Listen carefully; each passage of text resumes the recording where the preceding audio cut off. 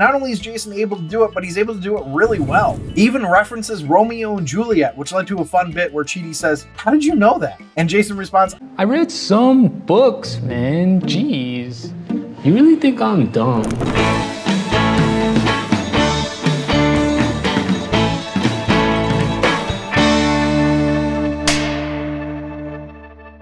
Welcome back to another episode of The Rank. I'm John, and today we're going to be ranking the next episode of The Good Place. Now, for those of you who are new to the show, I'm going to give you a little bit of an agenda. We start with the potent notables, which are just a couple interesting facts or tidbits that I found out about the episode or series. Then I do the episode overview, which is just me talking about what happened in the episode. And then I do the rank, the namesake of the show, where I rank the episode on a scale of 1 to 5, 1 being the worst, 5 being the best, in 5 different categories, all to find out what is the best sitcom of all time. And today we're going to be ranking the 11th episode of the 4th season of The Good Place, titled Mondays, am I right? Written by Jen Statsky and directed by Rebecca Asher. Now, just so you know, there are going to be spoilers ahead. This series is available on Prime Video. It's been out for a while, so if you want to watch it before you watch or listen to this because of spoilers, please do so. Otherwise, spoilers ahead. But let's see how this one stacks up, starting with the potent notables.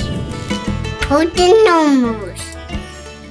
So this episode aired Thursday, January 16th, 2020. Chidi offers to learn the guitar. Eleanor says she prefers drummers. Kristen Bell's husband, Dax Shepard, plays the drums. I just thought this one was cute. And finally, another Tahani name drop. This time, Taylor Swift. Again, but also Vin Diesel. She apparently tried to teach Taylor Swift how to dance for 4 years. And Vin Diesel asked Tahani, "Who am I if The Rock is gone?" about Dwayne Johnson refusing to be in Fast and Furious 9. So, there you go. Those are the potent notables. Let's go to the episode overview. We open the episode in the offices of hell, where they haven't had any new humans to torture in weeks. I mean, what the here is going on? I thought that was a really fun line. It didn't get me, but I still enjoyed it, enough to put it in here. Anyway, this episode is going to take the viewers on the journey of how all the demons of the bad place feel about this transition. Specifically, a select few that they've decided to have become architects, I think. I'm making that assumption because in the previous episode, Sean was talking about having millions of demons to gainfully employ, and I'm really not sure how this could possibly represent that, but that's okay. They did have a budget, after all. Couldn't just have a million extras. Well, Michael is going to be instructing the demons on how the new system is going to operate. They need to come up with scenarios or tests to give to humans that will test their ability to make better decisions. While Michael's trying to get these demons on board with the help of Tahani and Janet, Jason, Chidi, and Eleanor have been tasked with finding the first 1,000 people to test the new system on. They want to find people that didn't make it to the good place originally,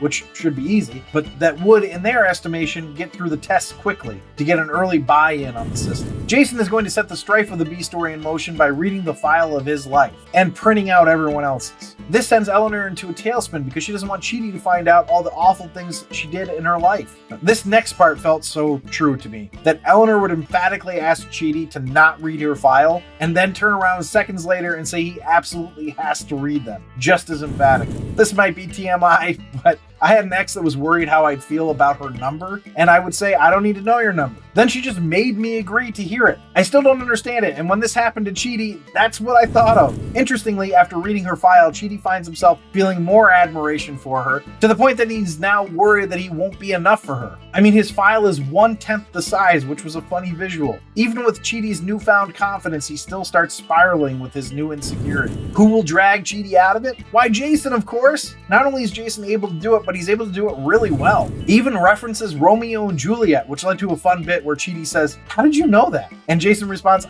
"I read some books, man. Jeez.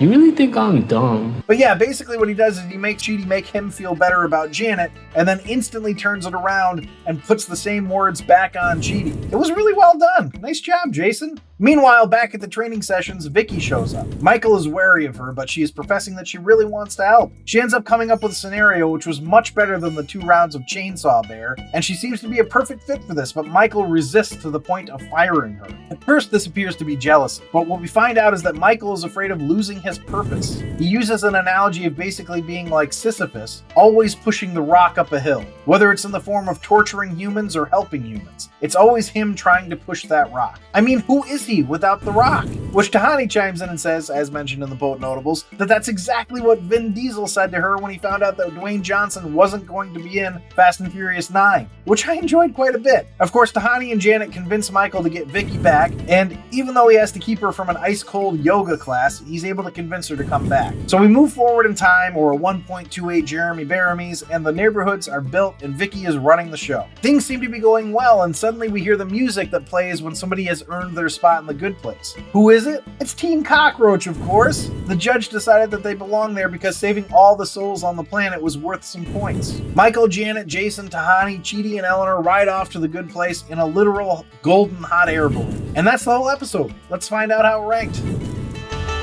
A rank.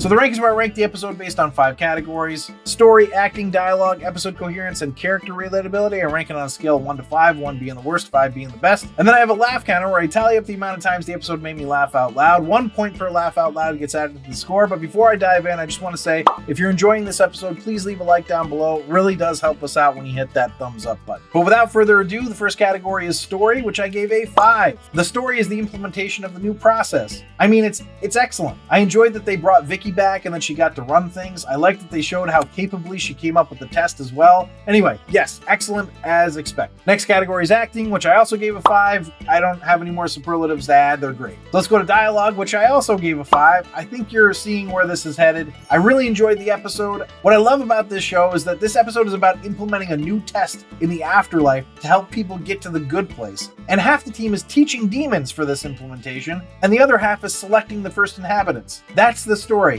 And yet, it's still really funny. So let's go to episode coherence, which I gave a 5. I thought everything worked perfectly. I especially enjoyed them showing Jason legitimately helping Chidi and Eleanor. Just good stuff all around. So let's go to character relatability, which I unsurprisingly also gave a 5. There's nothing not to relate to here. I can relate to everyone's insecurities in this one. Michael not having a purpose, Chidi's fears of not being enough for Eleanor, Eleanor's fears of being too much for Chidi, and on it goes. Just continues to be great. All right, so obviously we've got a lot of top marks here for the rankings. So we need a 15 or higher on the laugh counter for it to get into the meaning of life. And I had 16. So this puts the episode total at a 41, which means it's a meaning of life. This puts the episode average at a 37.9, which is in the holy grail. And if you're ranking along with me, drop your score for this one in the comments. All right, so thanks for listening and or watching, everybody. Now, if you'd like to see a list of our episode and series rankings, you can do that on our website at therankedpodcast.com. And for those of you who've been watching for a while and you haven't subscribed yet, please subscribe and or follow if you're enjoying it. For anybody else out there, you can comment or shoot me an email at info@therankedpodcast.com with questions, comments, or suggestions, and I will reply to you if you want me to. Please also consider becoming a patron on our Patreon site at patreon.com/therankedpodcast, where you get access to all of our archived episodes. But I will leave you with this. Why did they call it Mondays, am I right?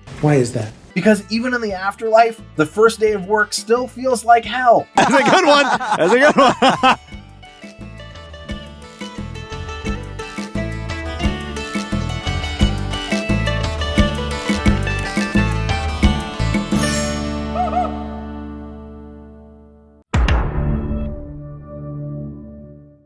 To the point that he now is worried about. Cut! To the point that now he had. Cut! To the point that he now is worried that he won't be good enough for her. Why are you talking like a robot?